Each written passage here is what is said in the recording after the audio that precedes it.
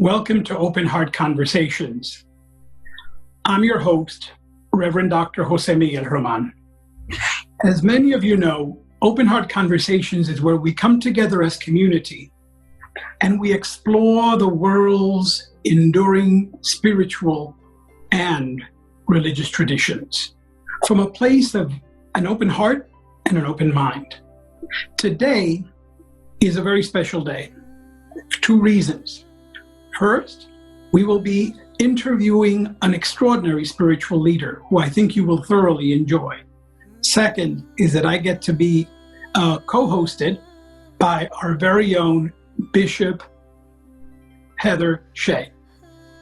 Hello, Jose. Wonderful seeing you. And Sister Jenna, thank you. It is a dear honor having you with us for this program. Thank you. It's all mine. As you all know, Bishop Shea is the Chief Executive Officer and the Spiritual Director of the United Palace of Spiritual Arts, our host organization. And today we are going to be exploring a tradition that comes to us all the way from India, known as the Brahma Kumaris. And to help us walk through a journey of this faith, we are very, very honored to have Sister Jenna. Sister Jenna is a spiritual leader, author, radio host, and TV personality, renowned speaker, and founder of the Meditation Museums 1 and 2 in metropolitan Washington, D.C. Host of the popular America Meditating radio show and recipient of the President's Lifetime National Community Service Award, Sister Jenna is a member of the Evolutionary Leaders Circle, a group of thought leaders from diverse disciplines in service to conscious evolution. Selected by Empower a Billion Women 2020 as one of the 100 most influential leaders of 2015, Sister Jenna serves on various advisory boards such as Conscious Good Media, Global Women's Network, the Love Button Global Movement, the Wisdom Council for the Summer of Peace, and the Shift Network, to mention just a few. Sister Jenna also serves as a principal partner with the Oprah Winfrey Network and Values Partnerships on the Belief Team, a community of individuals from diverse spiritual, cultural, and faith backgrounds. Sister Jenna was awarded an honorary Doctorate of Human Letters degree by St. Thomas Aquinas College in New York for her lifetime of service and achievement. Sister Jenna has traveled to over 93 countries, offering tools and reflective methods, building community engagement and a more sustainable and peaceful future. Her mission is to continually build bridges, foster trust, decode critical current issues, and help people to find clarity and inner peace. Sister Jenna, welcome to Open Heart Conversations. Whenever I hear that bio, I always think about who is that person. Hi, everybody. Om Shanti, as we say in our tradition of the Brahma Kumaris, but also Shalom, Assalamu Alaikum. What's up? I hope everyone's doing well and they're safe and sound. And thank you all so much for having me. I mean, I'm just so honored to just be with all of you for this very special segment. Thank you so much. Well, Sister Jenna, let's begin with something very, very, very simple. What in fact does the term Brahma Kumaris mean? Well, that's not a simple question.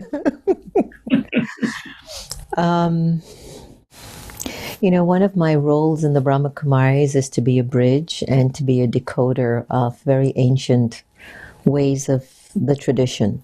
But the Brahma Kumaris actually came about as a result of the founder father, Brahma Baba, who had a series of downloads in the 30s. And I just want you to imagine your own journey when you're just walking and moving around in the world, and you have certain questions about the purpose of life, the meaning of life, why you're here.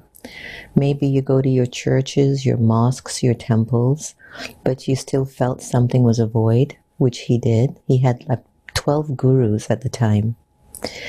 and just a very divine entry of the energy of God's pure vibration of peace and love and silence just awakened his consciousness.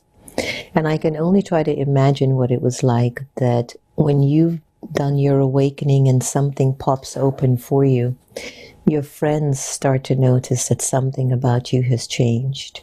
The community starts to notice something about you has changed. And people start to talk about you.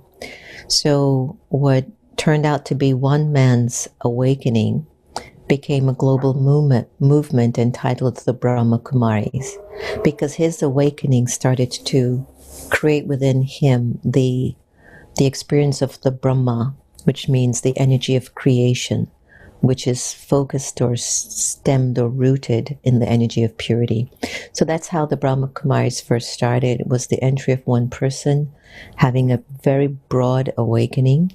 The people in the community saw something had changed. From one person, it became 300 people within his village that were just coming and being with him. And from the 30s, 1936 to 2020, there are 9,000 centers in 120 countries with no plan, no strategy that was going to happen. Just moving based on the awakening of God's entry and God's pure vibration. Interesting, huh? Absolutely, it is. What's one aspect of this remarkable tradition that really needs to be spoken of, that's a significant part of both its history and its present reality, is the pivotal role of women within the tradition. Can you speak a little to that? Yeah, maybe that's one of the reasons why I resonate so well with the Brahma Kumaris. But, and Brahma Baba always used to say that this isn't his touching, this isn't his idea.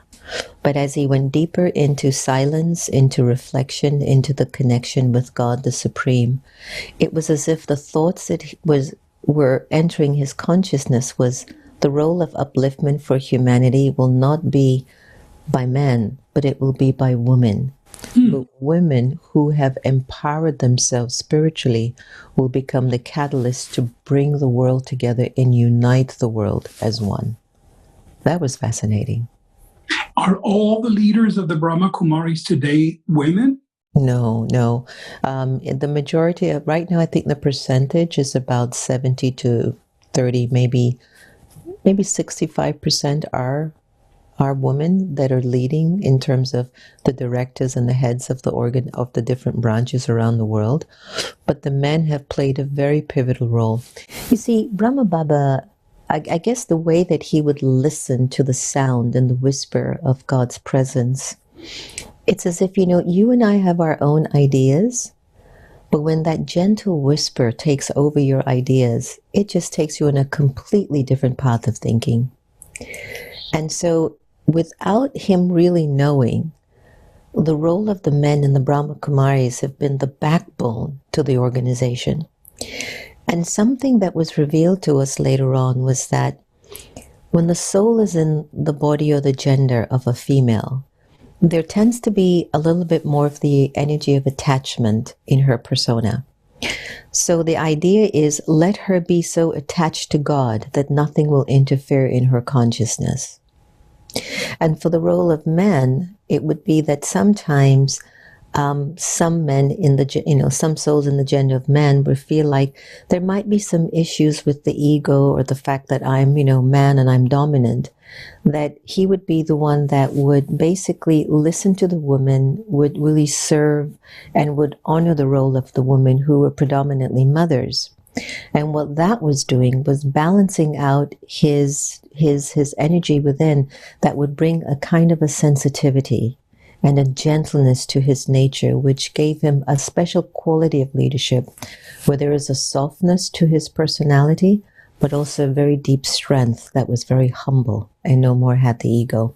So when we look back in time, José and Heather, we began to realize how brilliant was that, that he made the woman so balanced to remove a lot of the attachment and to become more balanced and logical and meaningful and not so emotional, and the men very gentle very sensitive, very caring, that both genders learned how to develop their strengths instead of allow their weaknesses to, pervade their gender, which we sometimes struggle with in the world today, that we see so much inequality as a result of not addressing certain issues.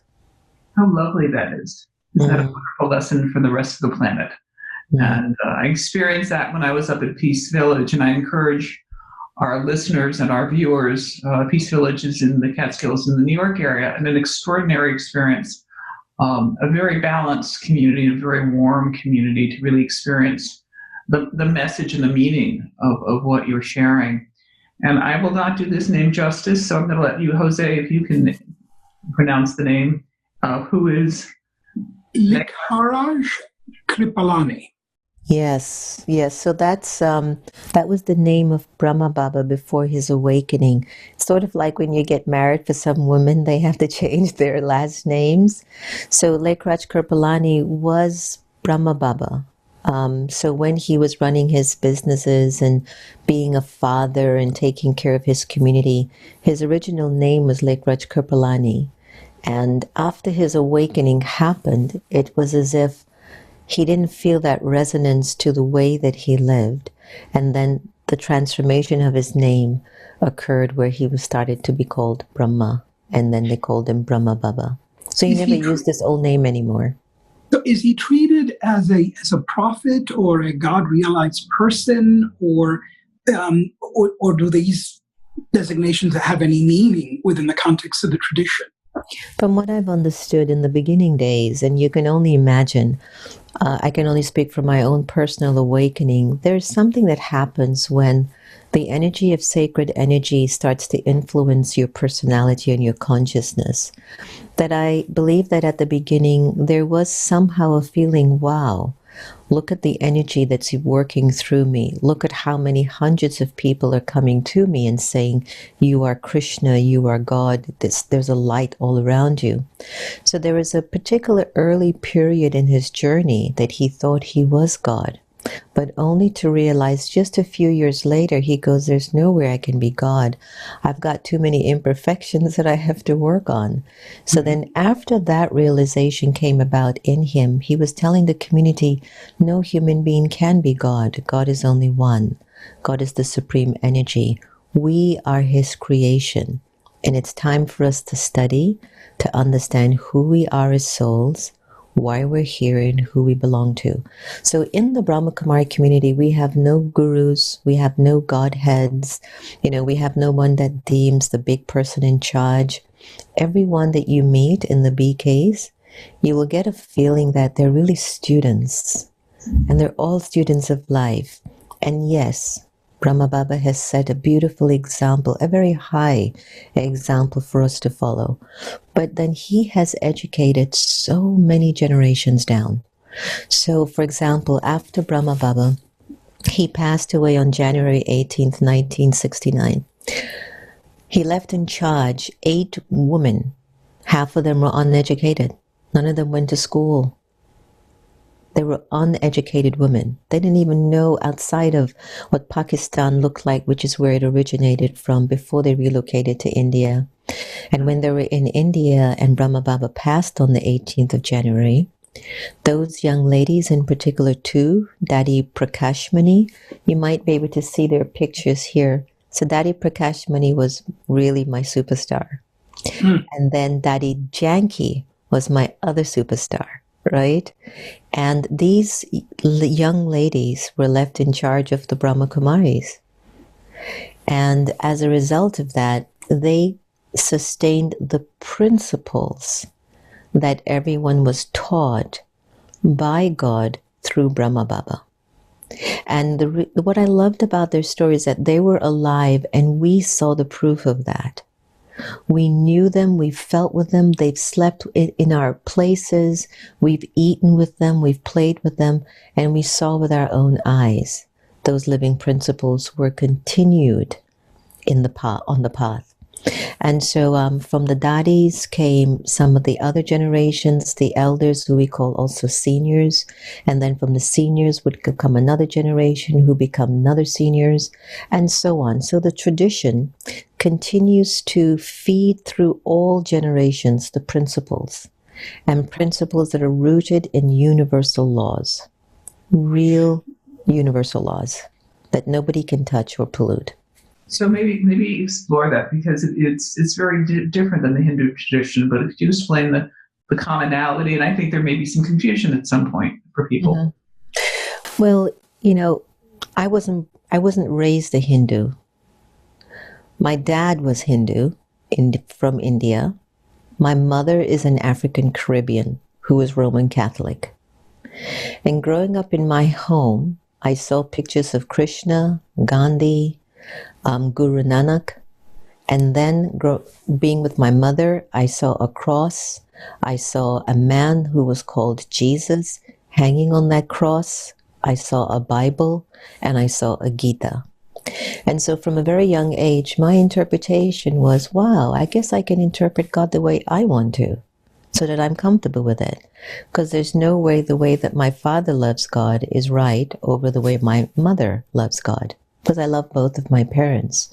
But in terms of the Brahma Kumaris, even though the tradition of Hinduism is rooted in the Indian culture, there are aspects in its philosophy which Brahma Baba felt needed to be refined and to be clarified. So the Brahma Kumaris would take the direction more of clarifying some Hindu principles to make them more spiritually inclined and more practically inclined, where a devotee, or let's say not even a devotee, where a student or a child of the divine would really use these spiritual principles that they can pull from Hinduism to really enhance their lives. And let me give a very simple example to this answer that I've given. A lot of times we try to look for our answers from outside. What the Brahma Kumaris focus is on is that your answers lie within.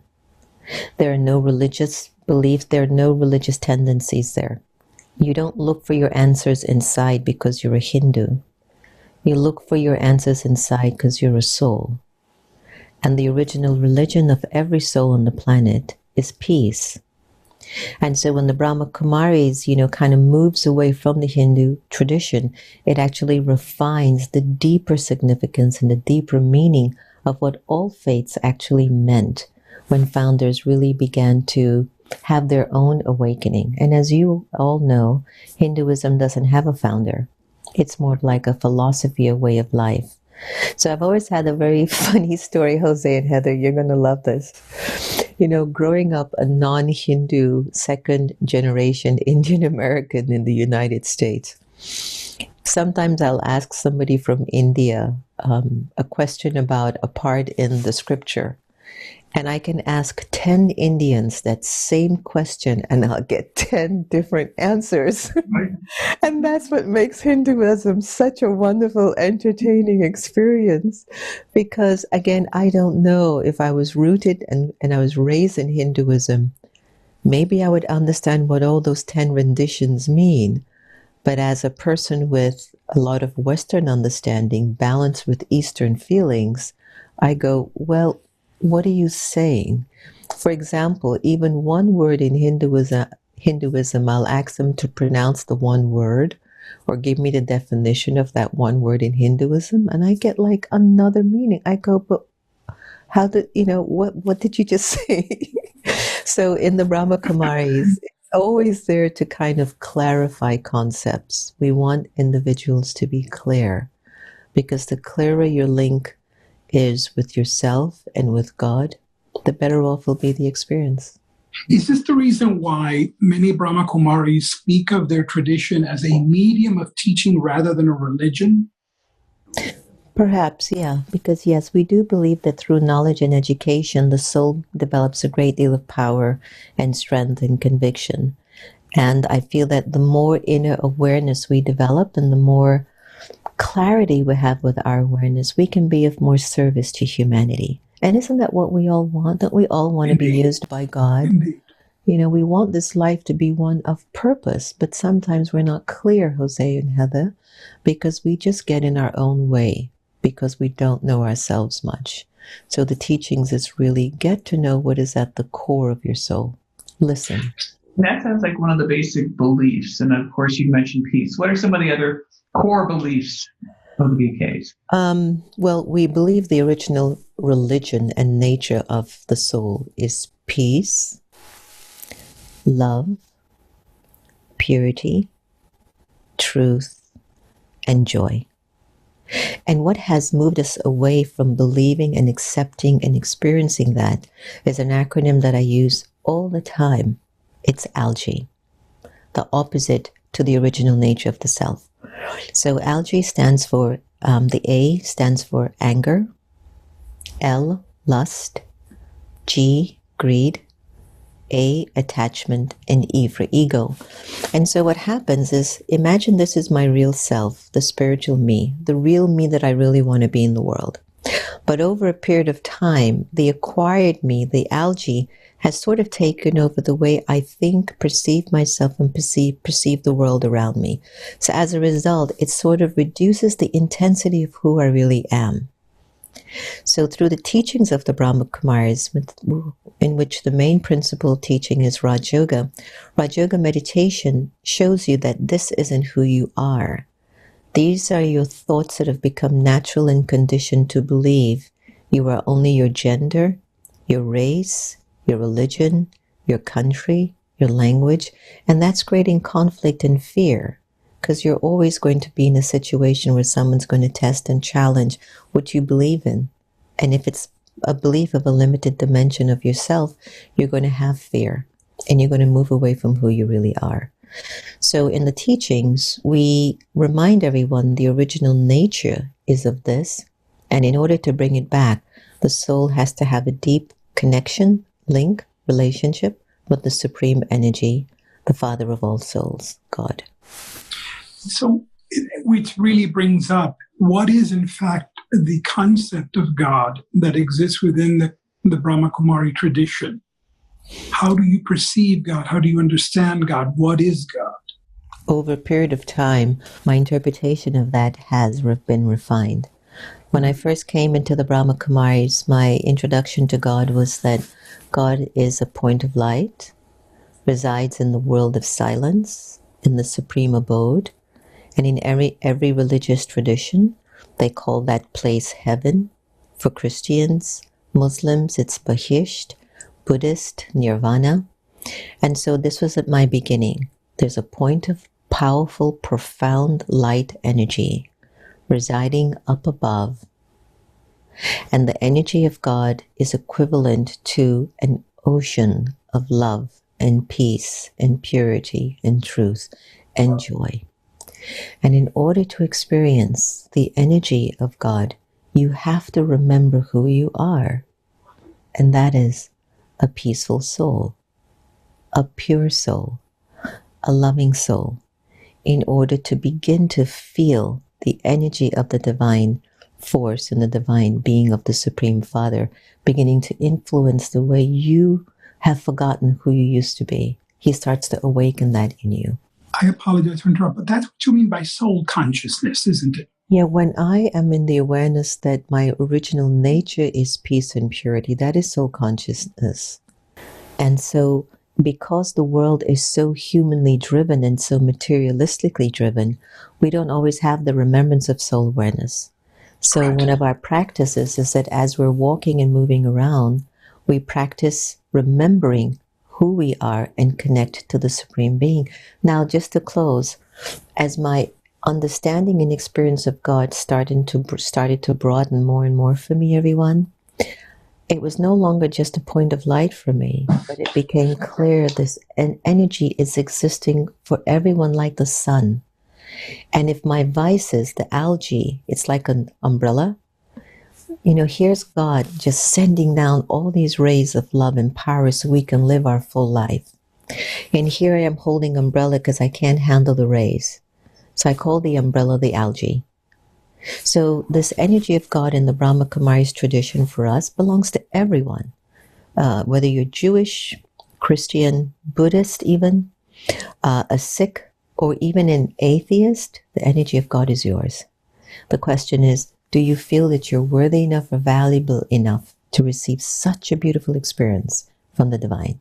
I love the concept of algae, and I love that term. So that's something that I wrote down and make a note of, could go back, because that makes such sense of kind of what gets in the way. And it's so much, easier saying, well, I'm human or whatever. It just sort of gives it a nice phrasing. And seeing that I am human, talk about human beings. So why do humans exist? What's our purpose? Just to be troublemakers, Heather. Oh, good. I fit in. We're just here to just create trouble and be naughty. We are here to live. We're here to have victories and defeats, ups and downs, ins and outs. And I think that each soul, when they leave God's womb, will come down here and have the most fantastic life. And what somehow emerges through them, where the algae starts to take birth, starts to create a very interesting drama. And this is what we have today in the world. A lot of God's children totally driven by the algae and have totally forgotten who they were. If there was no algae in our personality, do you think we would have prisons? Do you think we would have hospitals? Do you think, no offense to you, Jose, we wouldn't have lawyers either. No offense, really. But none taken. But it's just that we would be okay.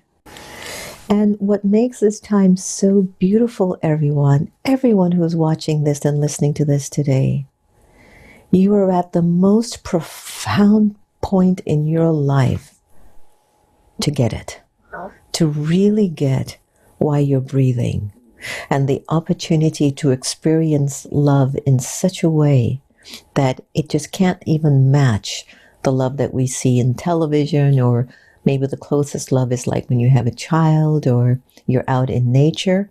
Can I tell you, it's even 100 times more than that. Who doesn't want to walk around with that feeling?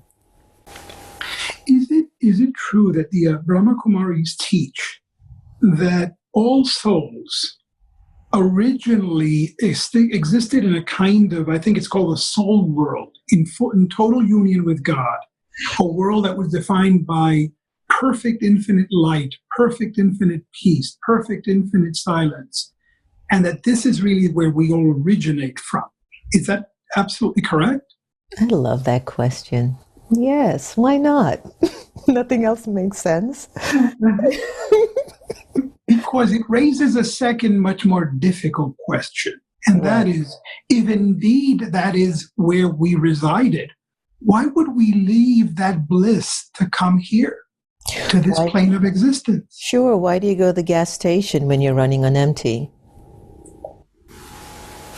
To be full again. It's all a part of nature, Jose. That, imagine this.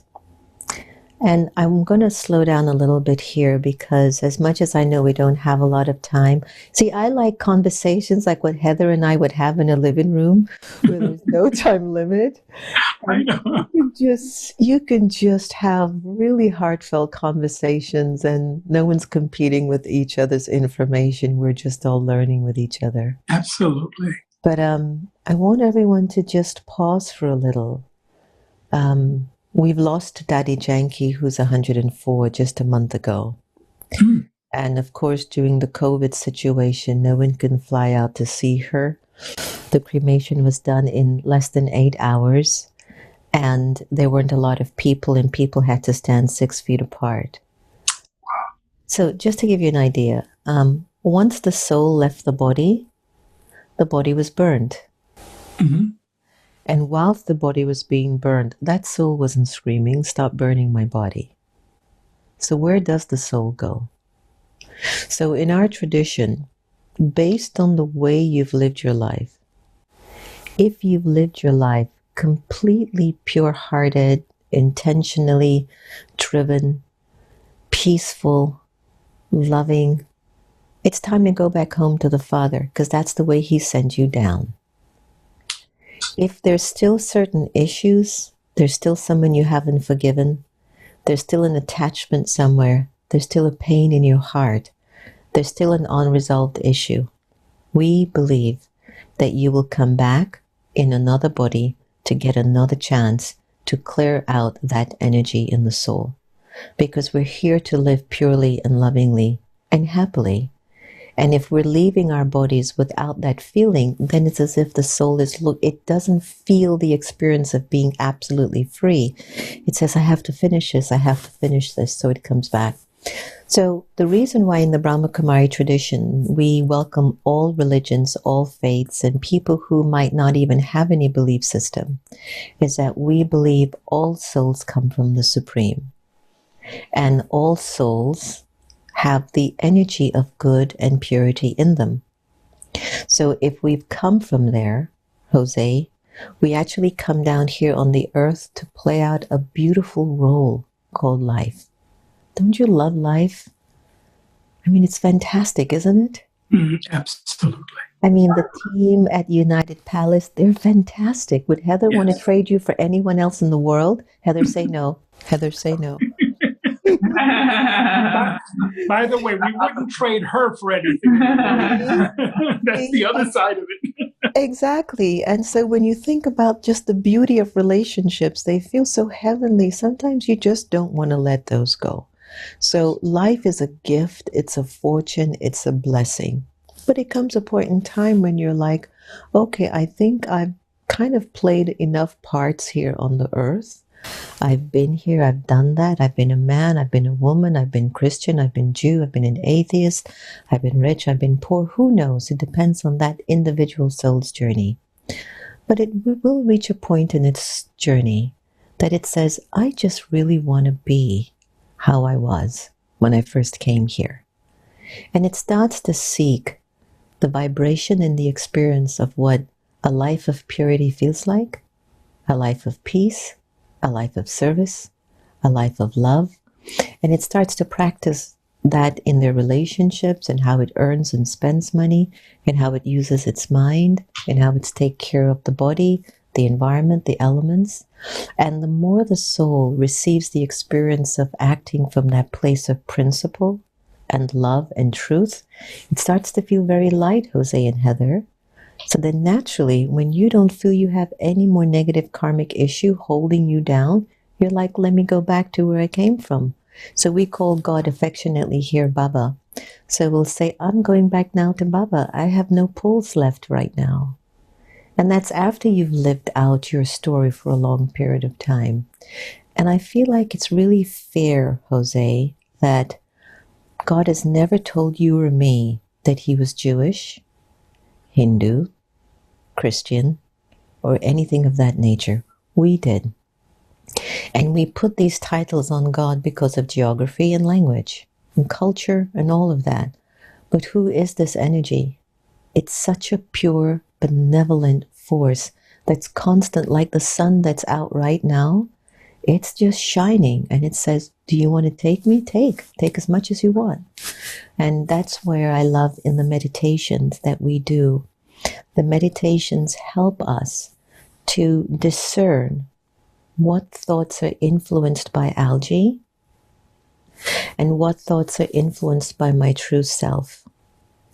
And the more we can break away from the attachments to these labels, our name, our gender, our role, our religion, our title, then we can feel the essence of God. I actually have a meditation that if you like, I would love to play that. And when we come back, if you give me the permission, when we come back, tell me you didn't feel something beyond this world after this meditation. Are you open for that? Absolutely. Heather? Sounds wonderful. I'm looking forward to it. Thank you. Make sure you fasten your seatbelt even though you're going for a flight. Will do. All right, so just take a deep breath and just relax for a little bit. This is one of our videos that we've played on many public programs. But the intention of it is to ask the question, what if I really decided to let go of my attachments to my role and gender? How would I feel? So enjoy it.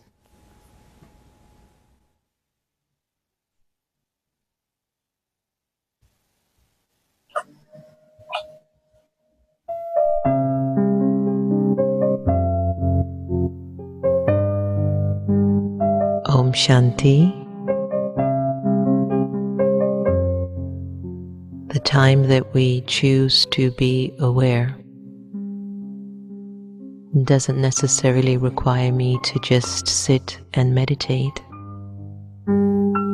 But even while I walk and move around, I can be in a meditative awareness, which is awareness of the soul, the original, eternal, imperishable being of light.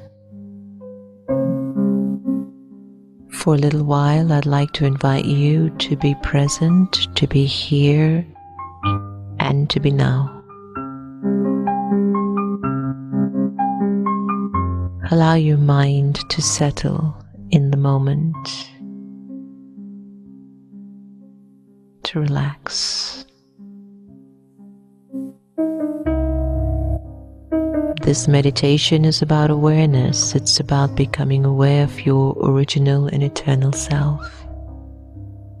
It's about connecting to your truth.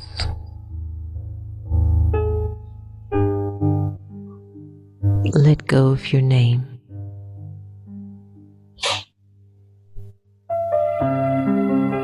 And observe yourself feeling nameless.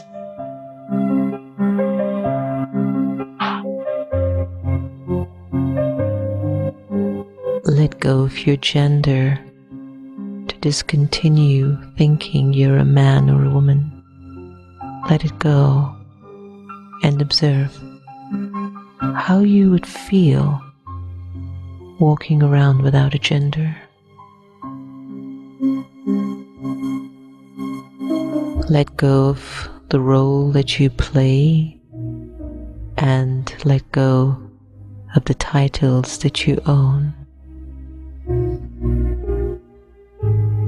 Observe how you're feeling as you are gradually letting go.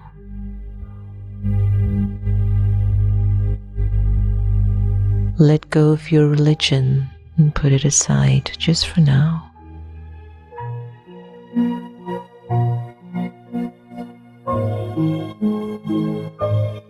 And let go of your nationality and even the language that you're accustomed to.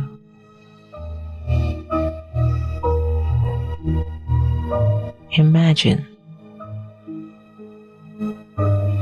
you have no name, gender, role, title, religion, nationality, or even a language.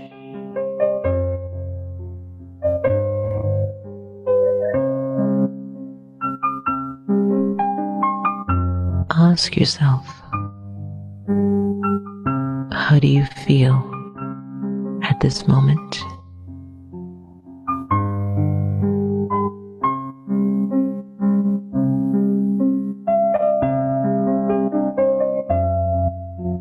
And in this feeling, who would think of you and who would you think of?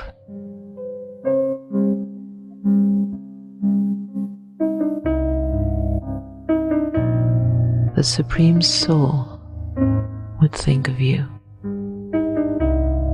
and you, the liberated soul, would think of the Supreme.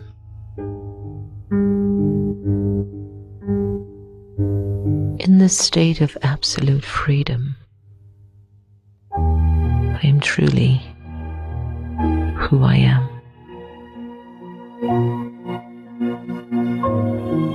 A free,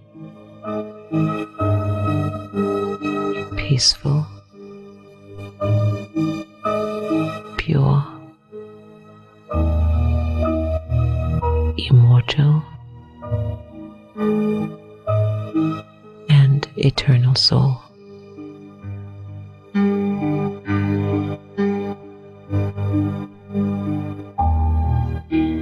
Allow yourself to just be absorbed in this awareness.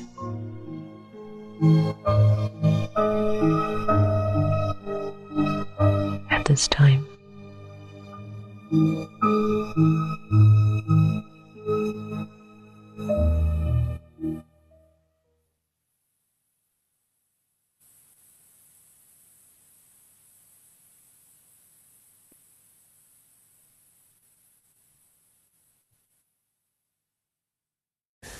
Thank you.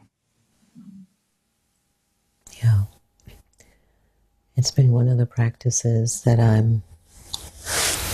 specifically use in large audiences because a lot of individuals struggle with the concept of meditation, and we don't teach you to empty your mind, but we do guide you to reduce the waste and negative thoughts in your mind so that you can nurture the thoughts that are towards your aim, your vision, and your higher purpose.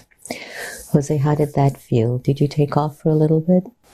I did. It's liberating to give oneself the permission to let go of one sense of identity, one sense of gender and race and color and social status and titles, and really identify with something infinitely deeper and more basic.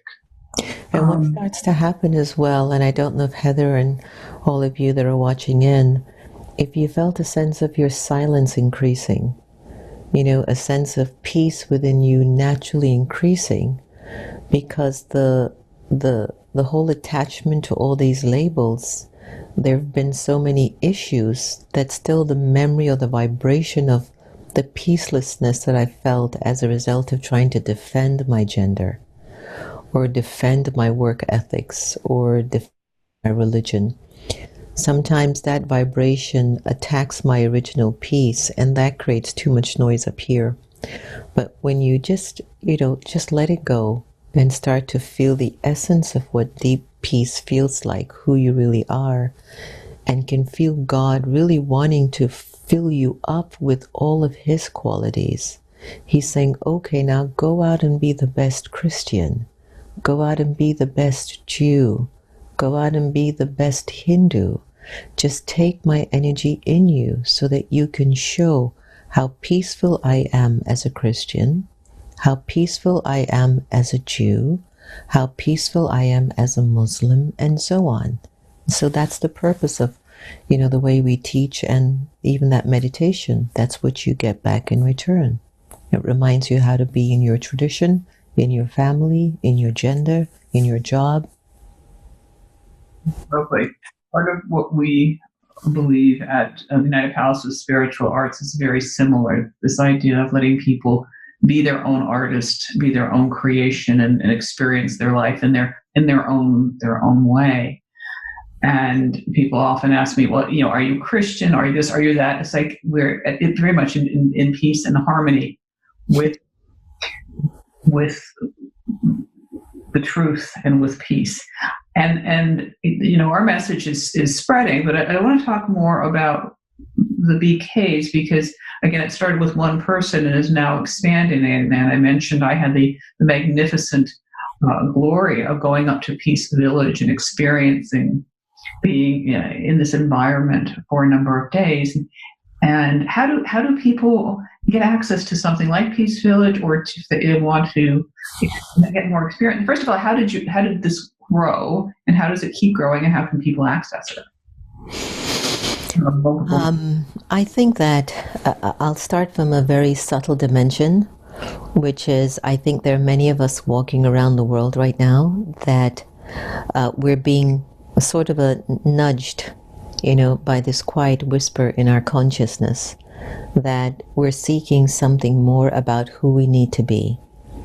We're seeking resolve, power, love. Some will be very specific that I want God. Some will say I want a community. And from that internal place, karmically, energetically, sometimes souls get attracted to where they need to be. And in terms of for the Brahma Kumaris, it could be through word of mouth. Many of the individuals who come into our over 9,000 centers are word of mouth. Or it could be through a flyer. Or it could have been through a radio program or your program. Or it could be now we have so many television programs that are going on globally. It could be through an event we attended. It could be in an event that they attended. That what happens is that if the energy of the space resonates with you, If you feel the purity and the connection of the community, then people start to practice there. There's one thing that I've loved about the Brahma Kumaris: we don't and can't convert anyone. It just has to be in you. You have to want this for you, because the practice and the principles require you to be really honest with your transformation of the self. And through your honesty, there's an openness to be more in service and to be a guide. Naturally, to be a guide through your transformation, you become a guide. So that's really how people find us. Of course, all the centers collaborate with each other. For example, Peace Village. We host the American Meditating Retreat, which you know of, Heather, every year. And we take guests from my popular radio show to Peace Village. Not for conversion, but to enhance their spiritual capacity. Everyone who joins my radio show are people that I specially select because they're doing such good in the world. And it was a morning experience I had, everyone, that I felt these are such special souls if they could only feel a sense of community. And so now with the America Meditating family, there are hundreds of individuals who feel so community-oriented with each other that are taking spiritual support. So again, we're also a catalyst to create, powerful groups of people to feel like they can be more in service. So I wouldn't say that the BKs are really out there always building and expanding. I know we will automatically expand. We expand one person at a time. We never devalue the power of one person in the room. And that's how it has grown, by valuing that one person sitting in front of you. When I came to DC, there were no students, Heather. Not one. And I used to have just one student. It's a beautiful young girl who was a med student at George Washington University. And I sat there and I taught her like I was teaching 1 million folks, putting so much into her because I knew she was going to be the next in line. And sure enough, we've got 2 museums. The respect in the area is pristine. Our relationships are deep and noble. And that's pretty much everywhere around the world with the Brahma Kumaris.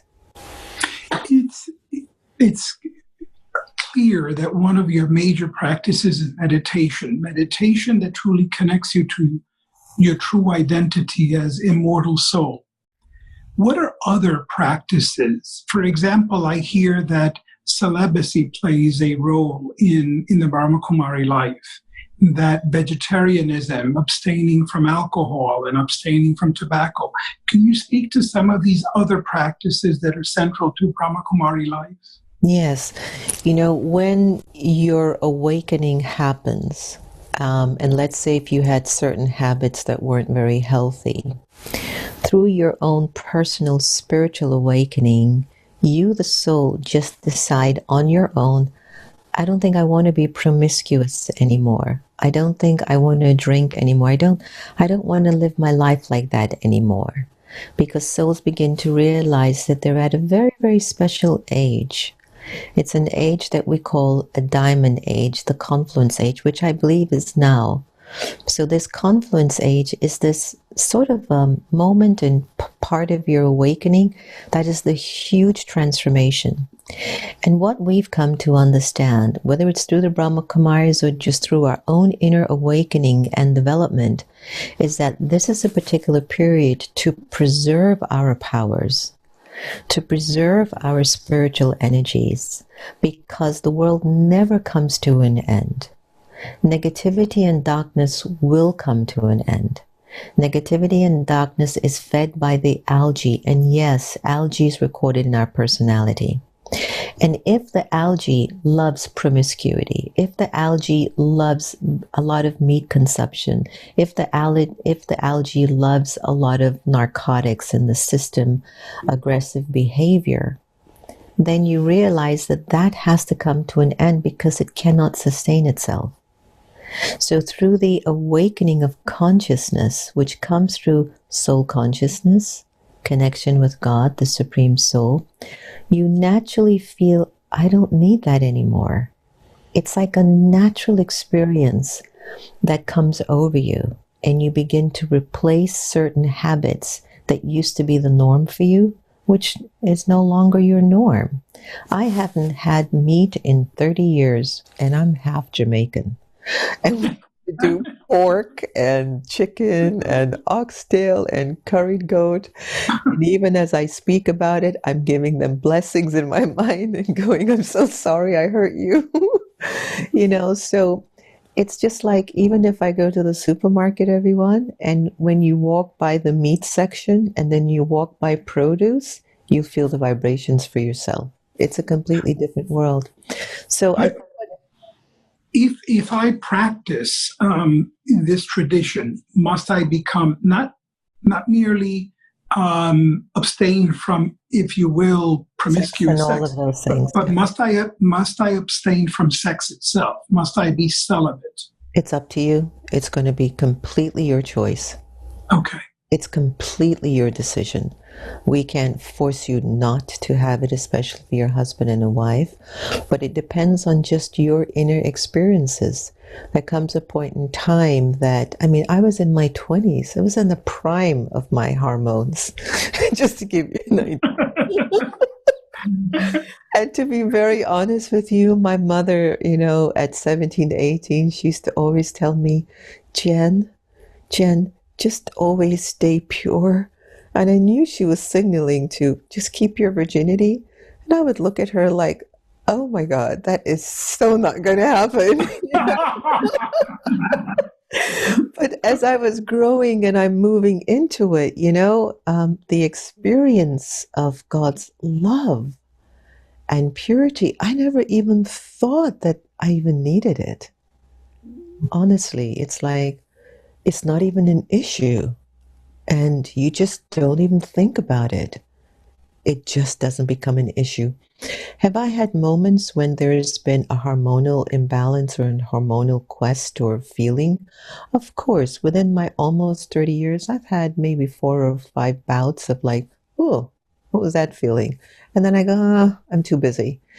So you move on. So again, it's not an interest. You realize that energy within the soul is so important for you. And if that energy can be channeled in a way to uplift humanity, then why not? Right. Why not? When you talk about studying and being a student and a teacher, and if I were going to say I'd like to learn some more, are there scriptures or texts, or what do you read, or what would you suggest to our listeners or viewers? We don't have a scripture, but we do have a daily teaching, which is called the Murli. And the Murlis were transcribed by one of our senior daddies who's still alive. Ishu Daddy is her name. And she's still alive. She's in her 90s.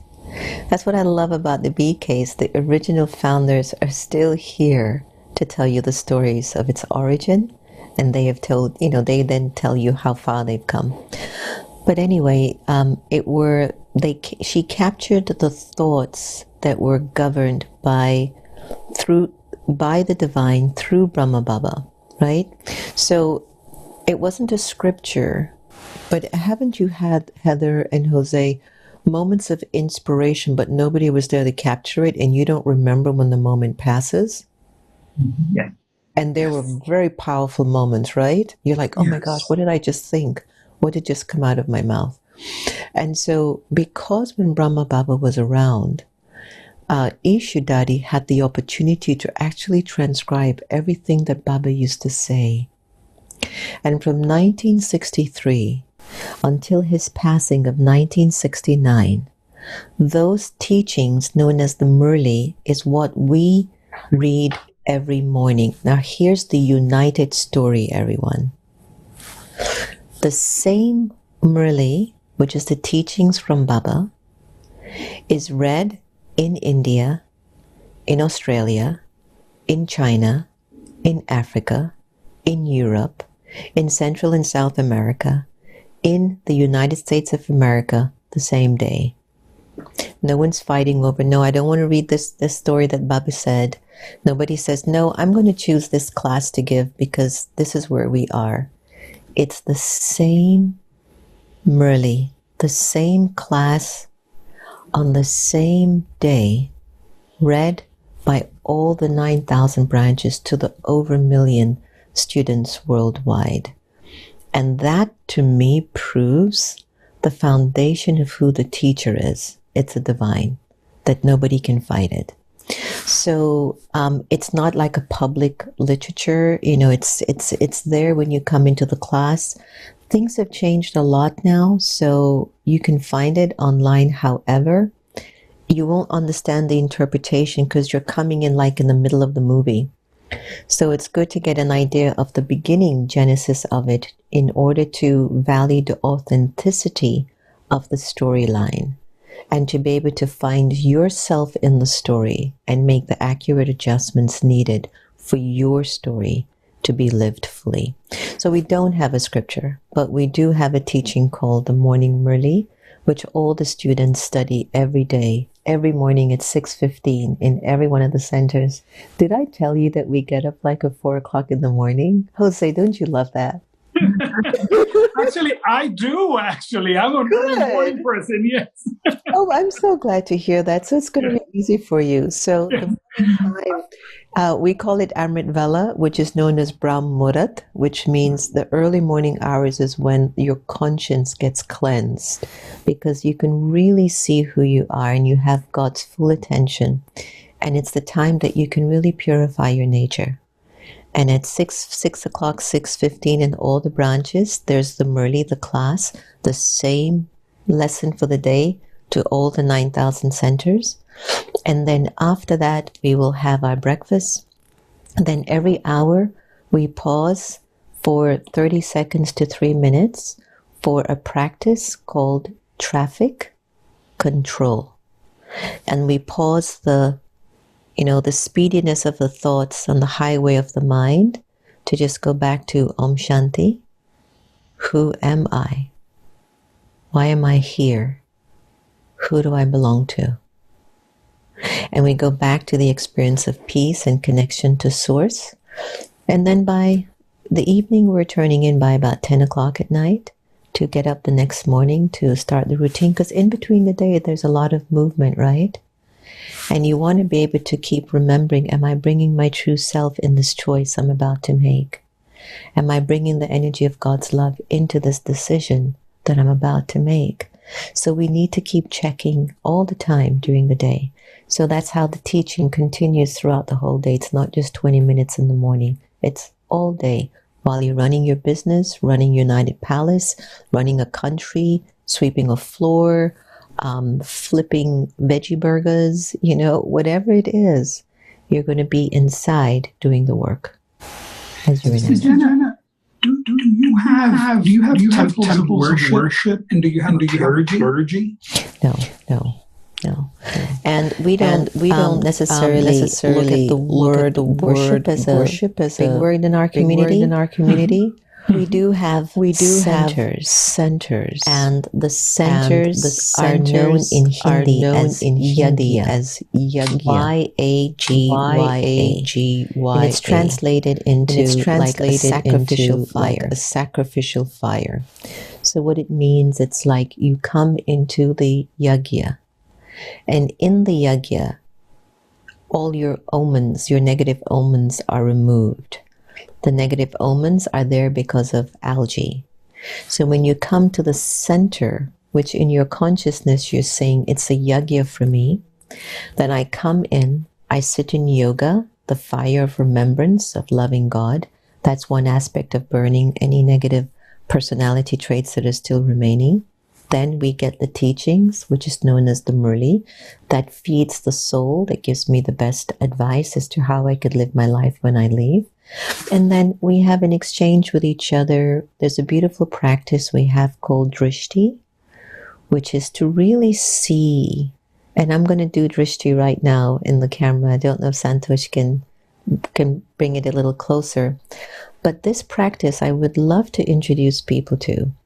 It's where you go inside of yourself and you connect to the soul behind your eyes. And you begin to remind yourself, I am peaceful and pure. And in that state, then you're open to receiving God's loving energy, and then you greet the person with an Om Shanti. Of course, if you're from the Judaic tradition, you'll say Shalom. And if you're from Islam, you'd say Assalamu Alaikum. But inside of the soul, you will be in the awareness that you are a peaceful and pure soul, and you're remembering God the Supreme when you meet another one of His children. And so even that simple practice, José and Heather, to me helps to leverage off the playing field and make us more united as people. Because then we don't care about your religion or tradition or faith or anything. We're just connecting soul to soul. How was that? Interesting, huh?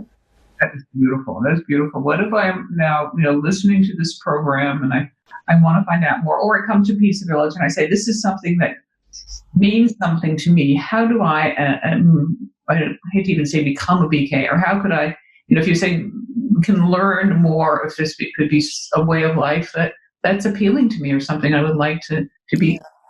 As I had mentioned earlier, that call has to be inside of you. So if you're feeling a void, or you're having questions, or you're looking for some answers in the midst of all this chaos that's happening in the world, then we would be happy to be there for you as a community to assist you on your journey.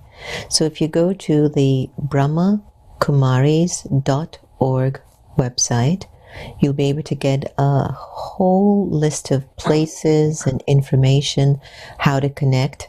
If you happen to be in the New York area, you can go to Peace Village Learning and Retreat Center, when we just have a new website that's just been launched, so you're going to love the feature of that website.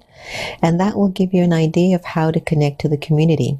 Every center, of course, when the lockdown is over, every center is open. They offer public programs, and they offer the core teachings of the Brahma Kumaris, Raj Yoga meditation, which is all about mastering your mind. It shouldn't be that you and I are having thoughts we don't want to have.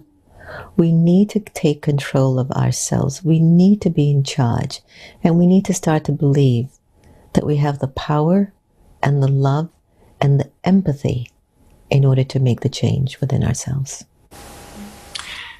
There's a question that's been kind of tickling my mind throughout this conversation, and that is, you refer to God as He and as Father. Is God ever referred to as she and mother? Yes.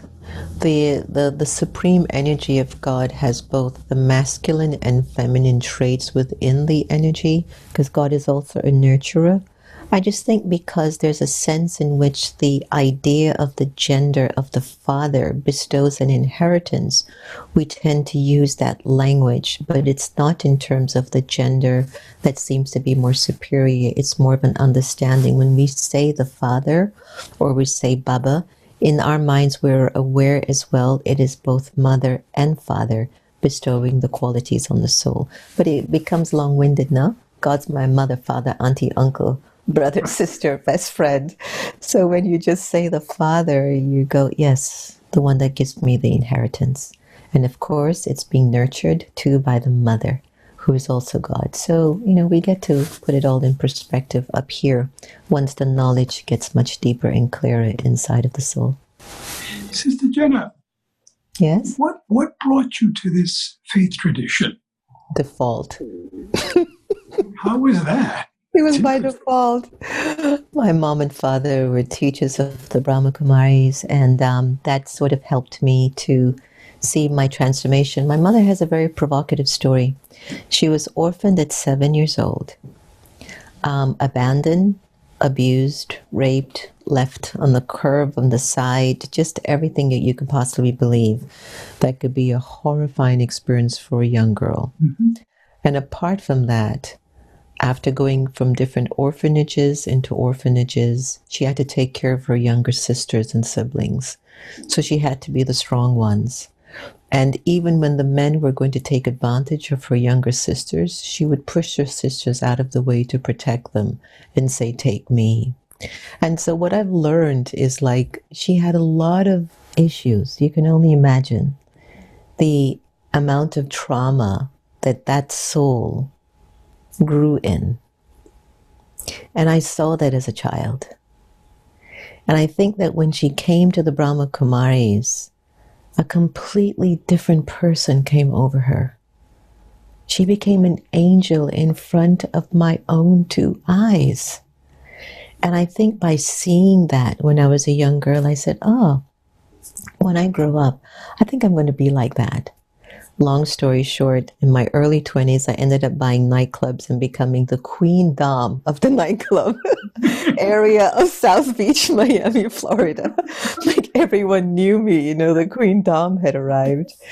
And just, how life has a way of turning around. I loved fast sports cars. I had my Mercedes, the Jaguar, and the BMW in my driveway. I had my condominium overlooking the Atlantic Ocean. I'm in my early 20s. My physical body was in absolutely great shape. Everything was perfect. And then I was away and I had an experience of God calling me like this and saying, aren't you coming to heaven? Aren't you coming to heaven? And I was like, no, I'm having way too much fun with my friends and my lifestyle. And it kept coming as this consciousness. And that's how I started to understand this must have been how Brahma Baba woke up too, and all the daddies. That the energy of God's light, it's so gentle, like it just comes into your crack in your conscious cycle. And it just opens up your eyes. And where you used to see your body, now you're seeing your spirit, your soul, your essence. You're feeling the essence of your soul. Where you did everything just for you, now you're going, no, it's for all of humanity. Where you thought you weren't good enough, you start to believe, one day I will be good enough. So I would say that it was the transformation of my mother that really somehow opened up and brought me into the Brahma Kumaris. But it was a path that I would never believe I would ever come to, or even remotely think that I could ever live a life like this. But I have to tell you, so far, for the almost 30 years, I have absolutely no regrets. And I would never change it for anything in the world. Wonderful. You say you knew everybody, you're doing everything. You have an interesting life now, as we started with your bio, where you've worked with Oprah and you're involved with the new television program now. And so you're in very much a tranquil world in the BK, but you are very much in the world and involved in people and celebrities who are very much making a dramatic difference in the world. Yes.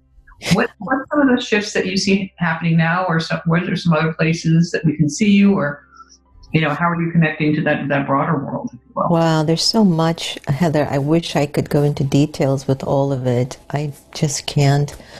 But for now, where my passion is the America Meditating Radio. I would like that to be a show that people can just turn to for support.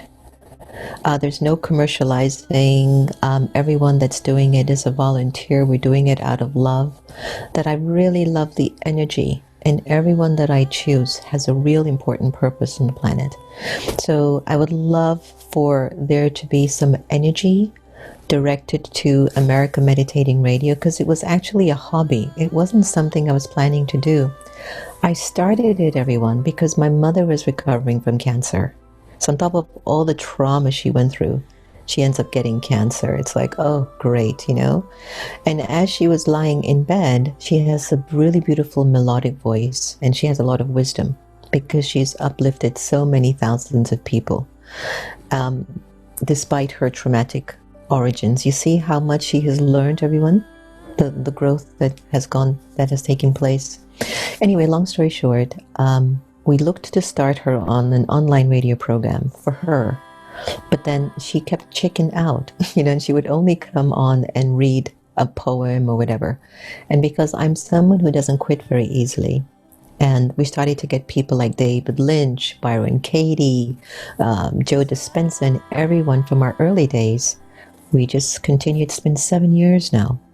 And we've done almost 2,000 shows And I've loved every one of them, and I've learned from every single person that I've had the fortune to interview. I have learned from them, and I hope that they have learned from me too. So that's been a big thing. And of course, I would love those who are watching in, give the Brahma Kumaris a try. There's no doubt it's going to be of benefit for you. It's going to help you to deepen your spiritual core, to deepen a sense of yourself and a sense of your higher purpose in the world. We all want the same thing. We all want to live a absolutely fulfilling life, but it won't be through competing, and it won't be being jealous or judgmental or critical. It'll be by being truthful, pure, knowing who you are, working on your greatest strengths, and collaborating with many people. So maybe that's why, Heather, I can be with people in the media industry, various religious leaders. I can be with political leaders. We're now going into our second season of filming Soul Talk on the Hill, and we're planning to do stay-at-home Soul Talk on the Hill, where I interview various political leaders in the country about their inner world. And I'm the only one that's ever been able to do it. So my first series can be found on Conscious Good Media, and you can learn to see those shows and performances. There are just so many things going on, but all I would like everyone to know, please practice more inner silence. Accept all faiths and all traditions. They all come from the same source. And if you weren't able to be as kind and loving as you wish you could be, first forgive yourself, and then offer forgiveness to the person. But deepen your relationship to Source. It's the time. Sister Jenna, thank you so very, very, very much for your time and for your teachings and for your work. We're so deeply appreciative here at Open Heart Conversations for this magnificent visit. Well, your title is very profound, Open Heart, and that's exactly how I came to all of you, with my heart wide open. Don't be afraid to be vulnerable. Doesn't matter how great your position is in the world. Be who you need to be, because at the end of the journey, it will always be about your integrity, your truthfulness to Source, and truthfulness to your humanity. So I thank both of you and all of you for making this a very open-hearted, beautiful experience for me. I will treasure this for a very long time. Thank you.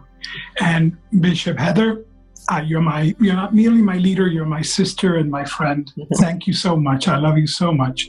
Thank you for doing this with me. It's been a treat. Thank you all. To all our viewers, thank you for watching Open Heart Conversations.